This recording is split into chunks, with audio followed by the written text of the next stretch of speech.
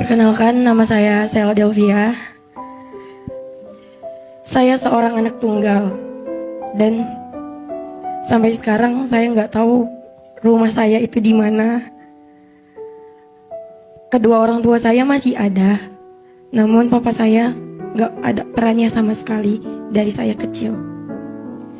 Biasanya seorang anak lebih tenang kalau dekat dengan kedua orang tuanya, terutama papanya.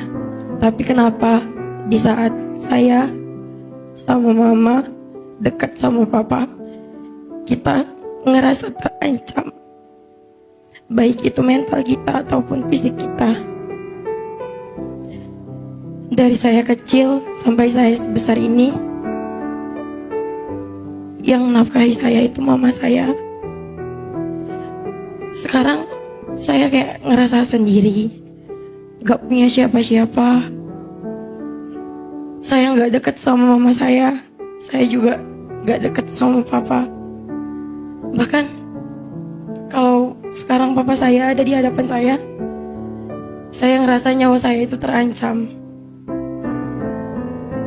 Kadang iri lihat anak bisa dekat sama kedua orang tuanya, kayak pengen gitu makan, duduk sama kedua orang tua. Tapi sekarang mau pulang aja nggak tahu kemana. Kita nggak pernah tinggal satu atap bertiga. Padahal di dalam satu rumah itu cuma ada Sela, mama, papa. Tapi buat kumpul makan bareng aja kita nggak bisa. Kemarin bulan lalu Sela sempat ikut Miss Bintang Indonesia tanpa dukungan dari siapapun.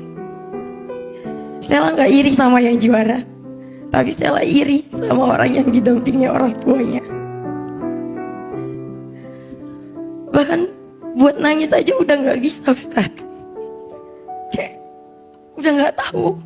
Aku nggak tahu harus pulang kemana. Aku nggak tahu harus apa. Apa yang ingin Sela tanyakan sama Hilman?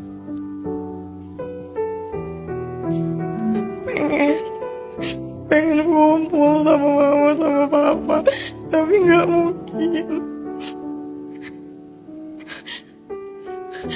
Mama wanita yang hebat, bisa ngebesarin Sela sampai sebesar sekarang.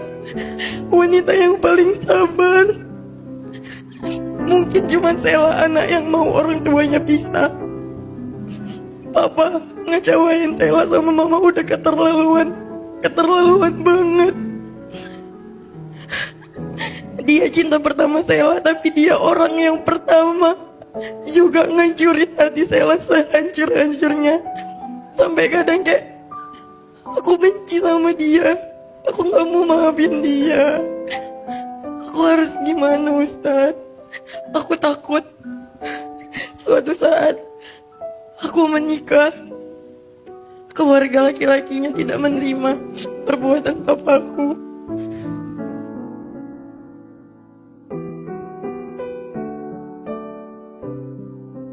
Ada 2 poin yang ingin coba Hilman sampaikan. 1, nasihat untuk para ayah, nasihat untuk saya, dan untuk semua yang ditakdirkan menjadi ayah. Belajar ya, jadi ayah yang baik. Ayah itu teladan. Ayah itu panutan. Ayah itu role model yang akan dilihat oleh anaknya. Ar-rijalu qawwamuna 'alan nisa. Laki-laki itu pemimpin bagi perempuan, bagi keluarganya, bagi istrinya, bagi anaknya. Apalagi jika ayah itu punya anak perempuan. Hilman dengan izin Allah, anaknya 4 dan semuanya perempuan. Jadi kalau teman-teman mungkin sering merasa, kenapa ya Hilman tuh kalau bicara rasanya ke perempuan tuh nyampe misalnya. Karena di rumah saya semuanya perempuan. Jadi izin, ayah, jangan mudah menyakiti hati anak perempuanmu. Satu kali hatinya tersakiti, maka jangan kaget, akan jadi trauma yang sangat dalam, bahkan terus tersimpan ketika dia tumbuh dewasa. Maka Kak Sela, terima kasih pelajarannya. Nasihat untuk para ayah, belajar. Al-ummu madrasatul ula wal abu ro'isuha. Ibu itu sekolah yang pertama untuk anaknya, dan ayah adalah kepala sekolahnya. Maka jangan sampai menyakiti hati anak kita, apalagi anak perempuan. Karena seorang ayah yang menyakiti anak perempuannya, maka akan jadi luka yang begitu dalam dan jadi trauma yang sulit dilupakan.